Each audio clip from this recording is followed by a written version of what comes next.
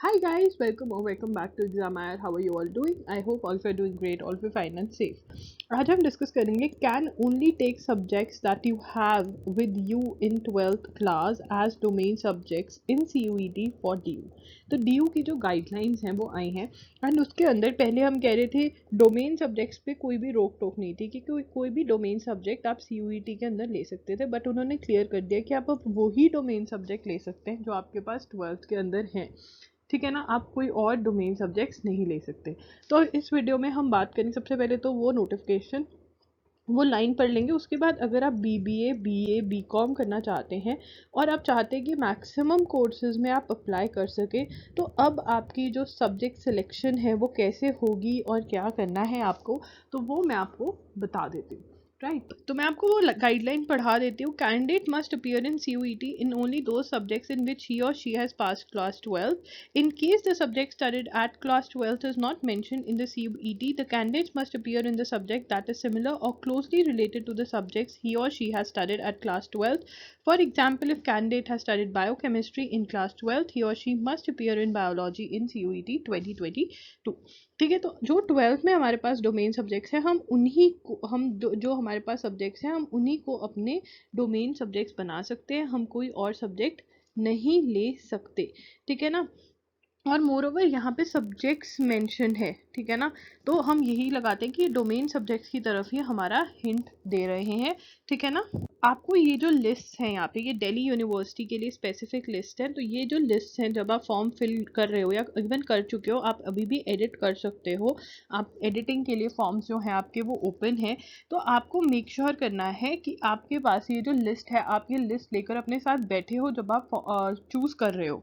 ठीक है ना, और आपको कॉम्बिनेशंस देखिए, फॉर्म भरने से पहले या इवन फॉर्म भर दिया है तो मैं आपको बहुत बार स्टेप्स बता चुकी हूँ। स्टेप 1 जो है, आपने देखना है कि आप कौन सी यूनिवर्सिटी में अप्लाई करना चाहते हैं और वहाँ पे कौन से कोर्स में अप्लाई करना चाहते हैं। ठीक है ना, और फिर आप उसकी रिक्वायरमेंट्स देखिए कि कौन से सब्जेक्ट्स में आपको अपीयर होना ज़रूरी है, वो आप लिख लें, राइट देम डाउन।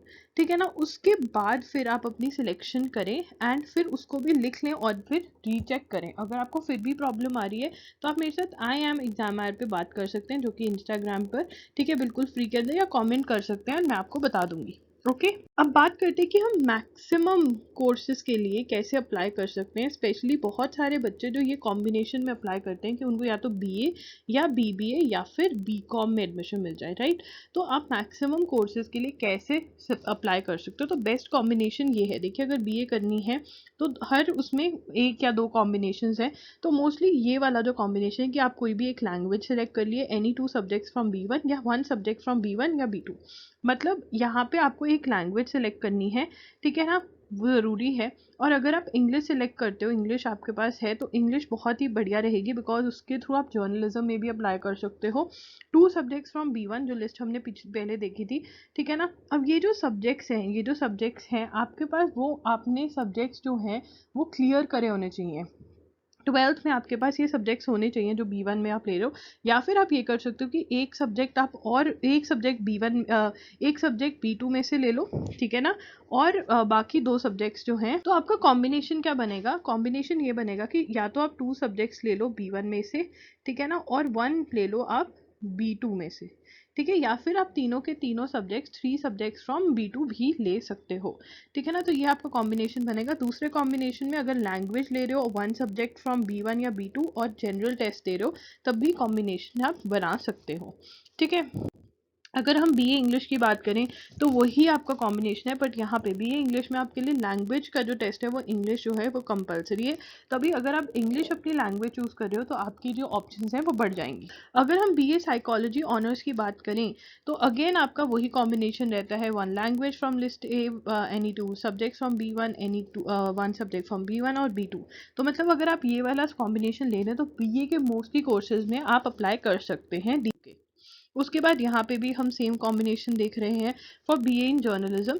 ठीक है ना, और इंग्लिश या इंग्लिश फ्रॉम लिस्ट ए। अब यहाँ पे BA अगर इंग्लिश में करनी है या अगर आपको जर्नलिज्म में करनी है तो क्या ज़रूरी है, इंग्लिश। तो इसलिए अगर आप लैंग्वेज इंग्लिश ले रहे हैं तो बीए में आप बहुत जगह अप्लाई कर पाएंगे।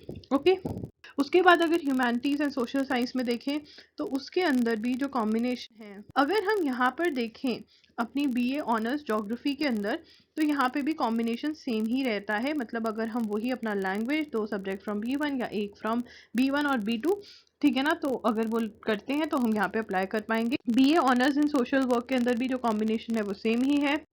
उसके बाद बीए इकोनॉमिक्स में कॉम्बिनेशन अलग है। यहाँ पे आपका मैथ्स, आपको एक सब्जेक्ट लेना ज़रूरी है। मतलब मैथ्स एक सब्जेक्ट जो है, मैथमेटिक्स जो सब्जेक्ट है वो आपको लेना ज़रूरी रहेगा, ठीक है ना। एक बीए इकोनॉमिक्स होगी, उसमें मैथ्स इंपॉर्टेंट है, ठीक है। उसके बाद आपका बीबीए में मैथ्स इंपॉर्टेंट है, लेना ज़रूरी है। अगर बीकॉम ऑनर्स करनी है तो आपको या तो मैथ्स एक सब्जेक्ट लेना पड़ेगा दूसरे सब्जेक्ट्स के अलावा, और या फिर अकाउंट्स, या मैथ्स या अकाउंट्स बीकॉम ऑनर्स के लिए। यहाँ पे हमारा जो मास कम्युनिकेशन का है उसका कॉम्बिनेशन चेंज कर दिया इन्होंने। Any one language from list A, any one subject from either B1 और B2, और सेक्शन 3 जो जनरल टेस्ट है वो यहाँ पे कंपल्सरी कर दिया। तो मतलब अगर हम लैंग्वेज इंग्लिश लेते हैं, ठीक है, और जनरल टेस्ट भी देते हैं और अपने जो सब्जेक्ट्स हैं वो देते हैं, तो हम ज़्यादा कोर्सेज के लिए अप्लाई कर पाएंगे। अगर हम 5 years integrated programme in journalism के लिए अप्लाई करते हैं तो इंग्लिश या हिंदी लेनी पड़ेगी, और CUET मतलब जनरल टेस्ट देना ज़रूरी है। बैचलर ऑफ एलिमेंट्री एजुकेशन के लिए वही आपका कॉम्बिनेशन रहता है जो बाकी सब BA के उसके लिए है। उसके बाद अगर बीकॉम ऑनर्स में जाना चाहते हैं तो जैसे मैं बता रही थी कि मैथ्स या अकाउंटेंसी लेना ज़रूरी है। लैंग्वेज तो लेनी पड़ेगी any one, 2 subjects out of which at least 1 should be from B1, ठीक है ना। जो 2 सब्जेक्ट्स आप और लेंगे, बट अकाउंटेंसी या मैथ्स लेना ज़रूरी है, या तो मैथ्स ले लो या अकाउंटेंसी ले लो, ये कंपलसरी है बीकॉम ऑनर्स के लिए। ऑब्वियसली जो बच्चे कॉमर्स बैकग्राउंड से हैं वो ही बीकॉम के लिए पहले भी जाते थे, तो अब कोई चेंज नहीं है इसमें। बट अगर आपको सिंपल बीकॉम करनी है तो आपका वही BA वाला कॉम्बिनेशन भी चल जाता है। और अगर दूसरा कॉम्बिनेशन जो चल रहा आ रहा है कि अगर जनरल टेस्ट देते हो तो 1 लैंग्वेज का दे दो, और आपको कोई भी सब्जेक्ट B1 या B2 से उठाओ और जनरल टेस्ट। उसके बाद BA ऑनर्स इन बिजनेस, मतलब BBA का टाइप जो BBE है, उसके अंदर आपका जनरल टेस्ट भी कंपलसरी और मैथ्स भी कंपलसरी और एक लैंग्वेज, ठीक है ना। तो यहाँ पे मैथ्स और जनरल टेस्ट आपका कंपलसरी हो जाता है। उसके बाद बैचलर ऑफ मैनेजमेंट स्टडीज़ के अंदर भी मैथ्स और जनरल टेस्ट कंपलसरी है। उसके बाद BBA FIA में भी मैथ्स और जनरल टेस्ट कंपलसरी है। उसके बाद अगर हम बेस्ट कॉम्बिनेशन की बात करते हैं, देखिए अगर आपको BBA करनी है, ठीक है ना, BA इकोनॉमिक्स करनी है, ठीक है, या फिर बीकॉम ऑनर्स करनी है, तो it is very important in दो के लिए तो कि आप मैथ्स लो, ठीक है ना। और BBA में मैथ्स और जनरल टेस्ट दोनों ही इम्पॉर्टेंट रहते हैं आपके। तो मैं आपको सजेशन दूंगी कि बेस्ट कॉम्बिनेशन अगर आप BA BCom BBA वाले हैं तो जनरल टेस्ट का ज़रूर पेपर दें, ठीक है। बिकॉज बहुत सारी और भी यूनिवर्सिटीज़ में, अगर आप बनारस हिंदू यूनिवर्सिटी में अप्लाई कर रहे हो तो वहाँ पर भी जनरल टेस्ट इंपॉर्टेंट है, तो जनरल टेस्ट ज़रूर दें। उसके बाद लैंग्वेज आप जो चूज़ करना चाहते हैं प्रेफरेबली इंग्लिश करें, ठीक है। अगर आप इंग्लिश में अच्छे हैं तो इंग्लिश करें, क्योंकि उससे आप जर्नलिज्म में अप्लाई कर सकते हैं, ठीक है। BA इंग्लिश का कोर्स जो है उसके लिए आपकी ऑप्शंस ओपन रहती हैं। उसके बाद हमारे आते हैं 3 सब्जेक्ट्स फ्रॉम B1 लिस्ट, ठीक है। 3 सब्जेक्ट्स, तो अब हमने एक लैंग्वेज चूज़ कर लेनी है इंग्लिश। उसके बाद हमारे सब्जेक्ट्स B1 में से सारे चूज़ कर लो, एक ऑप्शन ये, या फिर 2 subjects from B1 list and any 1 from B2। तो ये कॉम्बिनेशन, ये हमारे पास ऑप्शन रहती है। उसके बाद जो दूसरा कॉम्बिनेशन है जिसके अंदर आप BBA और BA economics BCom plus any other BA BCom का कोर्स भी कर सकते हो, उसके अंदर ये होगा कि लैंग्वेज तो आप चूज़ करोगे ही करोगे, प्रेफरेबली इंग्लिश, ठीक है। उसके बाद मैथ्स आपको चूज़ करना पड़ेगा, जिसके थ्रू आप BA इकोनॉमिक्स BBA और BCom ऑनर्स में एलिजिबल हो जाओगे। BCom ऑनर्स में एलिजिबल होने के लिए मैथ्स लेना ज़रूरी नहीं है, आप अकाउंटेंसी भी ले सकते हो BCom ऑनर्स में एलिजिबल होने के लिए। और BBA के लिए जनरल टेस्ट तो इंपॉर्टेंट है, तो जनरल टेस्ट यहाँ पे कॉम्बिनेशन में इंक्लूड करी हूँ। बाकी 2 मोर सब्जेक्ट्स आपको लेने पड़ेंगे, या तो B1 में से आप 2 सब्जेक्ट्स उठा लीजिए, एक सब्जेक्ट आप B1 में से उठा लीजिए और एक B2 में से, ठीक है ना, मैथ्स या अकाउंटेंसी के अलावा। तो ये आपका बेस्ट कॉम्बिनेशन बनेगा अगर BA BBA BCom वाले बच्चे हो आप। अगर लैंग्वेजेस की बात करें तो ये है लिस्ट दिल्ली यूनिवर्सिटी की। अगेन B1 B2 की लिस्ट यहाँ पे मैं दे रही हूँ आपको पता होना चाहिए बिफोर यू चूज कि ये लिस्ट है आपकी। So guys that's it for today's video. I hope you found this video helpful. If you did then please like, subscribe and share. Bye and take care. और अगर आप जानना चाहते हैं that how you should prepare for all of these subjects, be it general test, be it languages, domain subjects, then you will find my videos in the description box below. Bye and take care. Exam signing off.